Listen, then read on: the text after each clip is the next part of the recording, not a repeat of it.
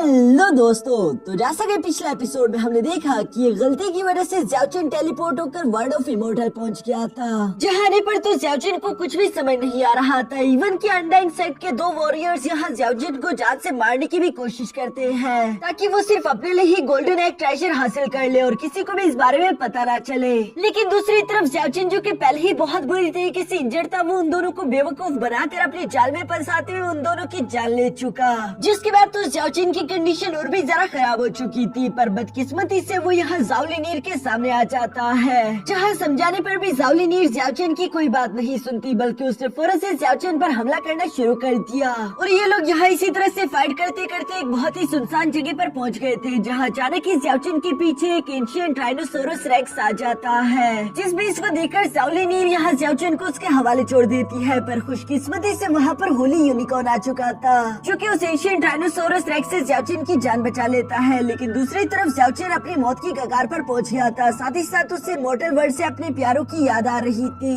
ज़्याओचिन को लग रहा था कि शायद अब वो सरवाइव ना कर पाए, लेकिन उसकी बॉडी से निकलने वाला खून सेक्रेड गोल्डन एग पर जा गिरता है, जिस वजह से ज़्याओचिन के मिस्टीरियस गोल्डन इंस्क्रिप्शन टेक्निक की अवेकनिंग हो जाती है। यानी कि ज़्याओचिन अब पहले से काफी ज्यादा पावरफुल हो गया। अब आगे तो नेक्स्ट एपिसोड की शुरुआत यहाँ बिल्कुल उसी सीन से शुरू होती है, जहाँ ज़्याओचिन अपने सामने एक बड़ी सी शिप को सी के अंदर देख पा रहा था। ये शिप गू फैमिली को बिलोंग करती थी, जहाँ गू फैमिली का यंग मास्टर इस शिप का इस्तेमाल करते हुए ड्रैगन आइसलैंड की तरफ आ रहा है, ताकि वो यहाँ पर मौजूद सेक्रेट गोल्डन एग ट्रेजर्स को हासिल करते हुए खुद को ताकतवर कर सके। फिर तभी अचानक यंग मास्टर महसूस करता है कि उनकी शिप को एक बहुत बड़ा झटका लगा। वो अपने साथियों से सवाल करते हुए पूछता है कि क्या हम किसी चट्टान से टकरा गए, जो सुनकर उसके साथी भी यहाँ शिप से बाहर देखने की कोशिश करते हैं और उन्हें नीचे की तरफ एक बहुत बड़ा सी ड्रैगन दिखाई दिया, जो कि बहुत ही ज्यादा पावरफुल है, और उसने गू फैमिली की शिप पर हमला करना शुरू कर दिया था, जिसकी वजह से शिप बिखरने लगी। ये देखकर गू फैमिली के सारे वॉरियर्स और यंग मास्टर भी काफी ज्यादा हैरान थे। वो हैरान होते हुए कहते हैं कि आखिर ये किस तरह का मॉन्स्टर है, पर तब तक इन लोगों के लिए काफी ज्यादा देर हो चुकी थी। शिप के टूटने की वजह से यहाँ पर यंग मास्टर की दोस्त पानी में गिरने लगती है, जिसे बचाने के लिए गू फैमिली के यंग मास्टर ने भी अपनी पूरी कोशिश की, लेकिन गू फैमिली का यंग मास्टर बहुत ही ज्यादा कमजोर था, इसलिए वो उसे बचा नहीं पाता। इवन कि वो तो खुद भी पानी के अंदर गिरने वाला था, पर तभी अचानक उसका एक वॉरियर तेजी के साथ जंप करते उसका हाथ पकड़ लेता है। ज़्याओचिन जो कि कोस्ट एरिया से ये सब होता हुआ देख रहा था, वो शिप को देखकर समझ जाता है कि अब वहाँ पर कोई भी सरवाइव नहीं किया होगा। मैं समझ चुका हूँ कि इस ड्रैगन आइलैंड को छोड़कर जाना काफी ज्यादा डिफिकल्ट है, क्योंकि यहाँ पर पानी में भी एक सी ड्रैगन मौजूद है। ये सब सोचते हुए ज़्याओचिन उस कोस्ट एरिया से अंदर की तरफ चला जाता है। उसे भूख लगी थी, इसलिए वो अपने लिए शिकार करके कुछ पकाने लगा। जहाँ साथ ही साथ ज़्याओचिन अपने मन में सोच रहा था कि मुझे एक बात तो समझ आ गई कि इस आइसलैंड से निकलने के लिए मुझे किसी शिप से ज्यादा बड़ी चीज की जरूरत होगी, क्योंकि मैं खुद देख चुका हूँ कि एक शिप तो यहाँ पर सरवाइव नहीं कर पाई, इसलिए मुझे कोई दूसरा रास्ता ढूंढना होगा। ज़्याओचिन अपने मन में ये सब सोच रहा था, तभी अचानक उसे एक तरफ से कुछ शोर सुनाई दिया, इसलिए वो फौरन से चौकन्ना होकर खड़ा हो जाता है। तभी अचानक हम देखते हैं कि वहाँ पर एक बहुत बड़ा 4 आर्म जायंट एप तेजी के साथ जंप करते हुए यहाँ ज़्याओचिन के सामने आकर खड़ा हो गया। असल में इस जायंट एप को रोस्टेड मीट की खुशबू आ रही थी, जिसे स्मेल करते ही वो ज़्याओचिन के पीछे आ चुका है। दूसरी तरफ ज़्याओचिन तो उस बड़े से जायंट एप को देखकर काफी ज्यादा परेशान हो चुका था, और वो ये बात भी समझ जाता है कि मैंने बहुत बड़ी गलती कर दी।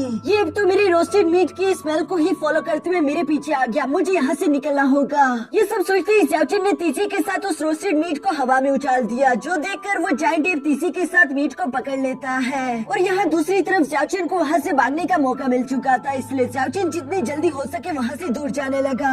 लेकिन उसके 2 छोटे छोटे पैर इस जायंट एप के सामने तो कुछ भी नहीं, बल्कि वो बहुत ही जल्दी से उस मीट को खत्म करने के बाद यहाँ ज़्याओचिन का रास्ता रोक देता है। ज़्याओचिन भी ये देखकर कश्मकश में पड़ गया था। उसे समझ नहीं आ रहा था कि आखिर वो करे तो करे क्या, क्योंकि वो इस जायंट एप के साथ फाइट भी नहीं कर सकता। अगर ज़्याओचिन ने इस जायंट एप को गुस्सा दिलाने की कोशिश की तो ये अंजाम उसके लिए ठीक नहीं रहेगा, इसलिए वो बिल्कुल भी रेजिस्ट नहीं करता। जबकि 4 आर्म जायंट पाइथन यहाँ ज़्याओचिन को हाथ में पकड़कर कहीं लेकर जाने शुरू हो जाता है। ज़्याओचिन चिल्लाते हुए सवाल करके पूछता है कि आखिर तुम मुझे कहाँ लेकर जा रही हो, लेकिन ऑफ कोर्स इस जायंट एप को बात करनी नहीं आती, इसलिए वो बिना जवाब देते हुए ज़्याओचिन को यूं ही अपने घर की तरफ लेकर आता रहा, जो कि एक बहुत बड़ी ऊंची पहाड़ की चट्टान पर मौजूद था। ज़्याओचिन भी इस जगह पर आने के बाद आसपास की जगह को देखकर काफी ज्यादा हैरान हो चुका था, जबकि जायंट एप उससे नीचे उतार चुका। ये देखकर ज़्याओचिन को कुछ भी समझ नहीं आ रहा। वो खुद से सवाल करते हुए कहता है कि आखिर ये जायंट एप मुझसे चाहता क्या है, कहीं से मैं खाना तो नहीं लग रहा जो ये मुझे बचा बनाकर बाद में खा लेगा। ये सोचते हुए ज़्याओचन वहाँ से निकलने की कोशिश करता है क्योंकि वो इतनी जवानी में मरना नहीं चाहता। ज़्याओचन अभी वहाँ से भागने ही वाला था, तभी अचानक दूसरी तरफ हम देखते हैं कि जायंट एप ने एक बीस्ट को पकड़कर तेजी के साथ ज़्याओचन के सामने थ्रो कर दिया, जबकि वो खुद भी ज़्याओचन के सामने आकर खड़ा हो जाता है। ज़्याओचन हैरानगी के साथ उसे देख रहा था, तभी अचानक वो फोरआर्म जायंट एप यहाँ ज़्याओचन को इशारा करते हुए बताता है कि मैं ये मीट खाना चाहता हूँ। दूसरी तरफ ज़्याओचन को भी अब धीरे धीरे करके उस जायंट एप के इशारे समझ आने शुरू हो गए थे। वो जवाब देते हुए कहते हैं कि अच्छा तो तुम चाहती हो कि मैं तुम्हारे लिए ये गोश्त पकाऊं। इस बात से तो ज़्याओचन को कोई भी एतराज नहीं था, इसलिए हम देखते हैं कि वो आराम से यहाँ जायंट एप के साथ बैठकर उसके लिए गोश्त पकाना शुरू कर देता है। जहाँ ऐसा करते हुए शाम हो चुकी थी। जायंट एप भी ज़्याओचन की मदद करने की कोशिश कर रहा था, लेकिन उसकी मदद ज़्याओचन के लिए भारी ही पड़ रही थी, इसलिए ज़्याओचन उसे जवाब देते हुए कहता है कि अरे यार तुम ऐसा ना करो, क्योंकि अगर तुमने ज्यादा आग जला दी तो ये गोश्त जल जाएगा, इसलिए धीरे धीरे इस गोश्त को पकने दो, उसके बाद इसका जायका ज्यादा बेहतरीन रहेगा।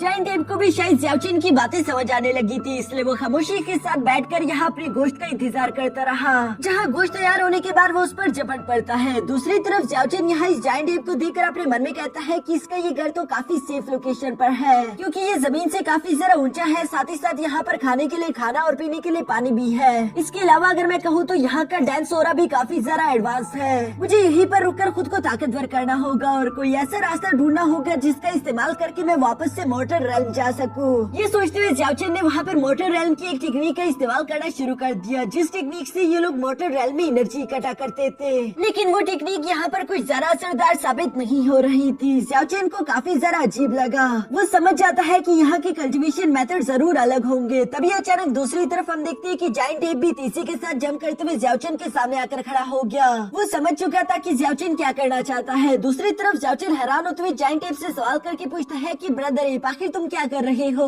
जबकि दूसरी तरफ जायंट एप तो यहाँ ज़्याओचन को अपनी इस दुनिया की एनर्जी गैदरिंग टेक्निक सिखा रहा था। वो आराम से कल्टीवेशन पोजीशन में बैठकर अपने आसपास की सारी एनर्जी एक साथ इकट्ठा करना शुरू कर देता है। दूसरी तरफ ज़्याओचन हैरानगी के साथ ब्रदर एप को देखकर कहता है कि क्या तुम मुझे स्पिरिचुअल एनर्जी इकट्ठा करने की टेक्निक सिखा रहे हो, चलो मैं भी ट्राई करता हूँ। जो कहते साथ ही ज़्याओचन भी बिल्कुल उसी सेम पोजीशन में बैठ गया और ब्रदर एप भी हाँ में सर हिलाता है। जिस टेक्निक का इस्तेमाल करते हुए ज़्याओचन काफी ज्यादा स्पिरिचुअल एनर्जी इकट्ठा कर पा रहा था, लेकिन ब्रदर एप उसे मुंह खोलने के लिए बोलता है ताकि वो और भी ज्यादा स्पिरिचुअल एनर्जी इकट्ठा कर सके, जिस पर ज़्याओचन जवाब देते हुए कहता है कि नहीं, मेरी बॉडी इतनी छोटी सी है, मुझे इतनी ज्यादा स्पिरिचुअल एनर्जी एक साथ इकट्ठा करने की कोई जरूरत नहीं, मेरे पास जितनी इकट्ठा हो रही है वो काफी है। जबकि साथ ही स्पिरिचुअल एनर्जी को इकट्ठा करते साथ ही ज़्याओचन अपने मन में कहता है कि एनर्जी बहुत ही ज्यादा प्योर है, ऐसा लगता है कि जल्दी मेरा motor shedding level 1 break through हो जाएगा। इस कल्टीवेशन के बाद ज़्याओचन ने यहीं पर रुकने का फैसला कर लिया था। वो अपने मन में कहता है कि ज़ाओ लिनियर और साथ ही साथ मिस लैन वो दोनों ही मेरे साथ मोटर लैन से यहाँ पर आई थी, लेकिन फिलहाल मैं नहीं जानता कि आखिर मिस लैन वो कहाँ पर होगी, क्योंकि ज़ाओ लिनियर को तो मैं अपनी आंखों के सामने देख चुका हूँ। ये ड्रैगन आइसलैंड बहुत बड़े बड़े खतरनाक बीच से भरा पड़ा है, इसलिए बेहतर यही रहेगा कि मैं यहीं पर रुककर अपने कल्टीवेशन रैल्म को ब्रेक थ्रू करूँ। एक बार मेरी कल्टीवेशन इंक्रीज हो जाए उसके बाद मैं यहाँ से निकलते हुए मिस लैन और अपने बाकी के लोगों को ढूंढने की कोशिश करूंगा। ये सब कहते हुए ज़्याओचन यहाँ पर मिस ज़ाओ लिनियर को भी याद करता है कि क्या वो क्रेजी वुमेन अभी भी जिंदा होगी। उम्मीद करता हूँ कि तुम्हें कुछ न हुआ हो। बेशक ज़्याओचन उसे पसंद नहीं करता, लेकिन फिलहाल मिस ज़ाओ लिनियर उन कुछ गिने चुने लोगों में से है जो कि ज़्याओचन की मोटर लैन से उसके साथ यहाँ पर आई। इसलिए ज़्याओचन मिस ज़ाओ लिनियर के जिंदा होने की उम्मीद कर रहा था और वो दुआ कर रहा था कि मिस ज़ाओ लिनियर को कुछ न हुआ हो, क्योंकि ज़्याओचन तो यहाँ इस जायंट एप के साथ बिल्कुल सेफ है, लेकिन दूसरी तरफ मिस ज़ाओ लिनियर नीचे की तरफ मौजूद पता नहीं किन खतरों से जूझ रही होगी। दूसरी तरफ नीचे हम देखते हैं कि मिस ज़ाओ लिनियर भी कमजोर नहीं थी, बल्कि वो उन सारे खतरों का सामना करते हुए यहाँ होली यूनिकॉर्न से भी जा मिलती है।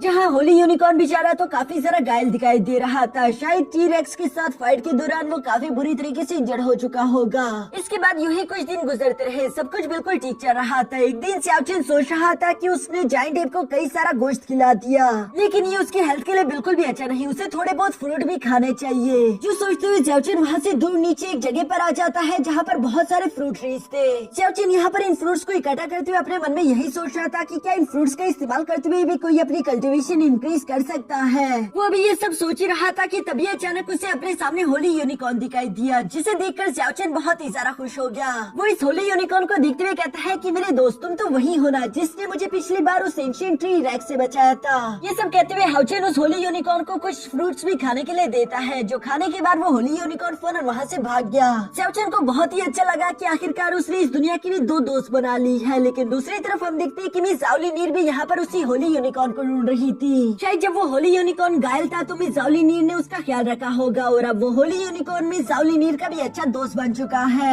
यहाँ इसी तरह से होली यूनिकॉर्न की तलाश में अचानक ही हम देखते हैं कि मिस जाओलिनीर की नजर अपने सामने मौजूद ज़ाओचिन पर पड़ गई, जिसे देखते साथ ही मिस जाओलिनीर फौरन अपनी तलवार निकालते हुए कहती है कि अच्छा तो तुम अभी भी जिंदा हो। और यह कहते साथ ही उसने फौरन से ज़ाओचिन पर स्लैश अटैक कर दिया, जिस अटैक को भी ज़ाओचिन लास्ट मोमेंट पर महसूस करते हुए तेजी के साथ जंप करते हुए डॉज कर लेता है। जबकि दूसरी तरफ मिस जाओलिनीर ज़ाओचिन से कह रही थी कि तुम 2 बार ड्रैगन्स के मुंह से निकल गए। कहना पड़ेगा कि तुम्हारी किस्मत वाकई में काफी अच्छी है, लेकिन फिक्र मत करो, उन दोनों ड्रैगन्स का अधूरा काम मैं पूरा कर दूंगी। जो कहती है मिस जाओलिनीर तेजी के साथ ज़ाओचिन पर हमला करने के लिए आगे की तरफ बढ़ चली। लेकिन दूसरी तरफ हम देखते हैं कि ज़ाओचिन भी अब पहले से काफी ज्यादा स्ट्रॉन्ग हो चुका था, इसलिए वो भागने की बजाय खुद को फाइट के लिए रेडी करते हुए कहता है कि पहले भी तुम मुझे मारने की कोशिश कर चुकी हो, लेकिन इसका कोई फायदा नहीं। जो कहती है ज़ाओचिन फौरन से अपने स्पाइरल गोल्डन ब्लेड्स का इस्तेमाल करते हुए यहाँ मिस लिनीर पर हमला करने शुरू हो गया। दूसरी तरफ मिस लिनीर भी अपने ब्लेड का इस्तेमाल करते हुए स्पाइरल ब्लेड्स को रोकने की कोशिश करती है, पर इसी मौके का फायदा उठाकर दूसरी तरफ ज़ाओचिन काफी तेजी के साथ मूव करते हुए जंप करके मिस लिनीर के पीछे आ गया,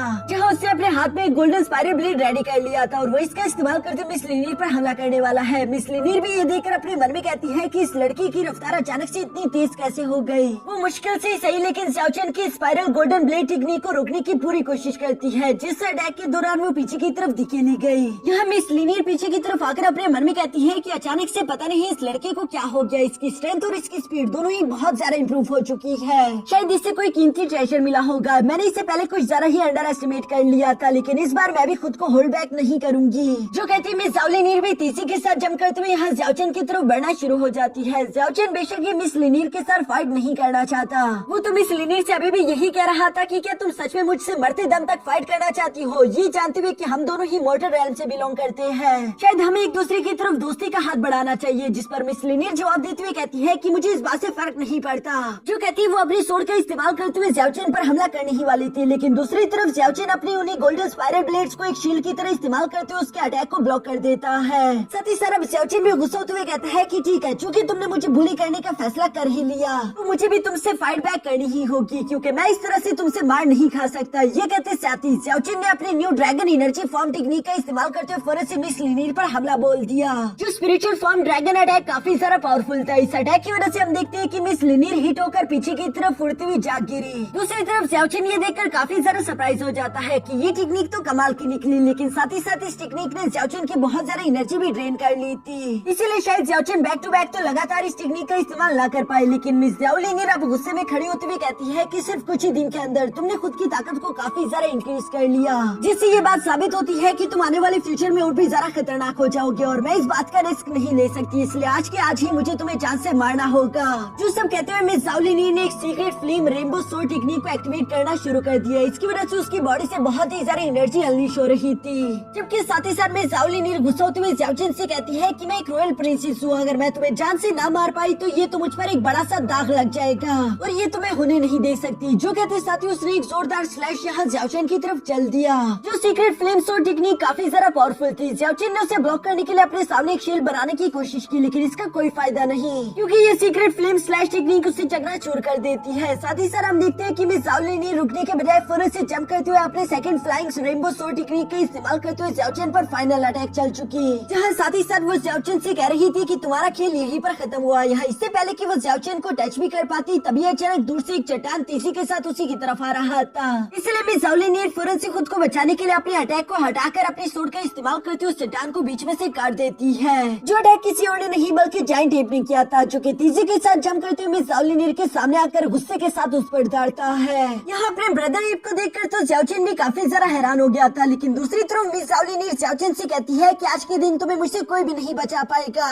पिछली बार की तरह इस बार मैं ये गलती नहीं करूंगी। और ये कहते साथ ही वो तेजी के साथ जंप करते दोबारा से ज़ाओचिन की तरफ बढ़ने लगी, लेकिन जायंट एप में गुस्सा होते हुए फौरन से ज़ाओचिन के सामने आकर उसे प्रोटेक्ट करते हुए यहाँ मिस जाओलिनीर को पीछे की तरफ धकेल चुका। जो देखकर मिस जाओलिनीर कहती है कि ठीक है, सबसे पहले मैं तुम्हारा कुछ करती हूँ। ये कहते साथ ही उसने अपने मल्टीपल रेनबो सोर्ड टेक्निक का इस्तेमाल करते हुए यहाँ जायंट एप पर अटैक्स करने शुरू कर दिए, जहाँ उन मल्टीपल रेनबो सोर्ड्स को जायंट एप अपने हाथों का इस्तेमाल करते हुए ब्लॉक कर रहा था। जो देखकर दूसरी तरफ ज़ाओचिन को भी ब्रदर एप की बहुत ही सारा फिक्र होने लगी। वो इमोशनल होकर ब्रदर एप से कह रहा था कि तुम्हें मेरे लिए इतना सारा खतरा उठाने की कोई जरूरत नहीं, लेकिन दूसरी तरफ ब्रदर एप तो किसी भी हाल में ज़ाओजिन को बचाना चाहता है। इसलिए वो इस मल्टीपल सोर्ड अटैक को ब्लॉक करने के बाद गुस्सा होती हुई तेजी के साथ मिस ज़ाओलिनीर की तरफ बढ़ने लगा, जहाँ पर मिस ज़ाओलिनीर भी अपने मन में कह रही थी कि अगर मुझे इस लड़के को मारना है तो सबसे पहले मुझे इस जायंट एप को खत्म करना होगा। जो कहते हैं मिस ज़ाओलिनीर यहाँ उस जायंट एप के साथ फाइट करने की कोशिश करती है। यहाँ पर हम देखते हैं कि जायंट एप की फिजिकल स्ट्रेंथ तो बेमिसाल थी। बेशक उसके पास कोई स्पेशल टेक्निक तो नहीं थी, लेकिन फिर भी वो अपनी फिजिकल स्ट्रेंथ का इस्तेमाल करते हुए यहाँ मिस ज़ाओलिनीर को बुरी टक्कर दे रहा था। जहाँ मिस ज़ाओलिनीर भी उसके अटैक से खुद को बचाने की हर एक मुमकिन कोशिश करती है, लेकिन तभी अचानक जायंट एप का एक जोरदार पंच उसे जाकर लग गया, जिसकी वजह से मिस ज़ाओलिनीर के होश तो ठिकाने आ गए थे। वो अब दोबारा से खड़े होकर फाइट करने की हालत में नहीं बची थी, जबकि जायंट एप भी उसका किस्सा खत्म करने के लिए उस पर फाइनल अटैक चल चुका था। इससे पहले कि जायंट एप का वो फाइनल अटैक मिस ज़ाओलिनीर को हिट कर पाता, तभी अचानक वो होली यूनिकॉर्न तीसी के साथ आते हुए यहाँ मिस ज़ाओलिनीर को वहाँ से बचाकर ले गया। जायंट एप तो नहीं समझ पाया कि आखिर वो बिजली की रफ्तार से उड़ने वाली चीज क्या थी, लेकिन दूसरी तरफ ज़ाओ युआन समझ गया था कि वो होली यूनिकॉर्न ही है। जबकि साथ ही साथ ज़ाओजिन अपने मन में कह रहा था कि अगर मैं यहीं पर रुकता रहा तो मेरी वजह से ब्रदर एप को काफी सारी मुश्किलों को उठाना पड़ेगा, इसलिए मुझे कोई दूसरा रास्ता ढूंढना चाहिए। जो सब सोचने के बाद ज़ाओजिन ने आखिरकार फैसला कर लिया था कि वो ब्रदर एप को छोड़कर जाएगा, लेकिन इस बात से ब्रदर एप बिल्कुल भी खुश नहीं, बल्कि वो मुंह बनाकर साइड पर बैठा हुआ था, जहाँ ज़ाओजिन उसके पास आकर कहता है कि तुम्हें इस तरह से उदास होने की कोई जरूरत नहीं। वैसे भी फिक्र मत करो, मैंने तुम्हारे लिए बहुत सारा गोश्त और फ्रूट एक साथ इकट्ठा कर लिए हैं, ये कई दिन तक तुम्हारा काम चला देंगे। वैसे भी मुझे कभी न कभी तो यहाँ से जाना ही था, क्योंकि मुझे अपने घर की तलाश करनी है। जहाँ पर हम देखते हैं कि जायंट एप यहाँ ज़ाओजिन के सामने आकर उसकी तरफ फ्रूट निकलने की कोशिश कर रहा था, जैसे कि वो उसे बताना चाहता हो कि यही तुम्हारा घर है, तुम मेरे साथ यहाँ पर रह सकते हो। जो सुनकर ज़ाओजिन उसे जवाब देते हुए कहता है कि नहीं, ये जगह मेरा घर नहीं बल्कि तुम्हारा घर है। बेशक मुझे तुम्हारे साथ रहना अच्छा लगा, लेकिन मेरा घर यहाँ से बहुत ज्यादा दूर है और वहाँ पर कई मेरे चाहने वाले मेरा इंतजार कर रहे होंगे, इसलिए मेरे दोस्त अलविदा। जो सुनकर जायंट एप को तो काफी सारा गुस्सा आ रहा था, वो दोबारा से मुंह बनाकर वहीं पर बैठ गया।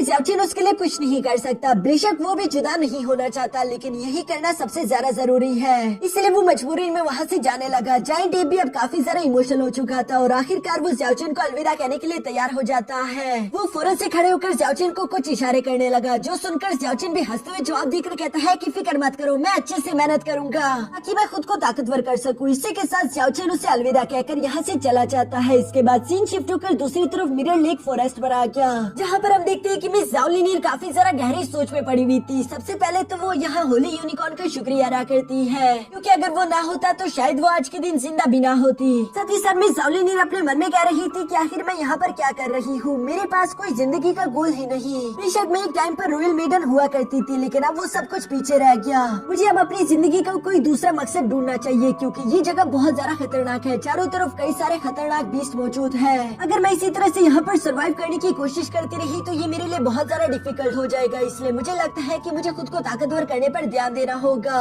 ये सब कहते हुए मिस ज़ाओलिनीर धीरे धीरे से होली यूनिकॉर्न के पास आ जाती है, जहाँ पर हम देखते हैं कि होली यूनिकॉर्न भी बहुत ही प्यार से मिस ज़ाओलिनीर की तरफ देखते हुए उसकी सफर में उसका साथ देने के लिए तैयार हो जाता है। यानी कि होली यूनिकॉर्न मिस ज़ाओलिनीर को अपने मास्टर के तौर पर एक्सेप्ट कर चुका है। इसीलिए मिस ज़ाओलिनीर जैसी होली यूनिकॉर्न को टच करती है, अचानक उसकी बॉडी से बहुत सारा गोल्डन एनर्जी एक साथ अनलीश हो गई, जो कि इन दोनों के बाउंड कॉन्ट्रैक्ट को शो कर रही थी। साथ ही साथ हम देखते हैं कि इसी वजह से यहाँ पर होली यूनिकॉर्न की अवेकनिंग भी हो गई। यहाँ पर इस होली यूनिकॉर्न के लेवल को यू ब्रेक थ्रू होता हुआ देखकर मिस ज़ाओलिनीर भी खुश होते हुए कहती है कि शाबाश लिटिल वन, तुमने तो वाकई में कमाल कर दिया। अब चूँकि तुमने अपने मास्टर के तौर पर मुझे एक्सेप्ट कर लिया है, इसलिए मैं भी आपसे पूरी जान लगा दूंगी, ताकि आज के बाद तुम्हें कभी भी मेरे लिए इतना बड़ा खतरा उठाने की जरूरत न पड़े। अब वक्त आ चुका है कि मैं मोर्टल रेल्म वहाँ की यादें और हर एक चीज को भुला दूं, क्योंकि वो मेरा पास्ट है और मुझे आगे के फ्यूचर पर ध्यान देना होगा। मेरी जिंदगी का इस लम्हे से सिर्फ एक ही मकसद है कि मुझे रेल्म ऑफ इमॉर्टैलिटी तक पहुँचना होगा, ताकि मैं हर एक मुश्किल को ऐसे फेस करूँ जैसे कि वो मेरे सामने कुछ भी नहीं।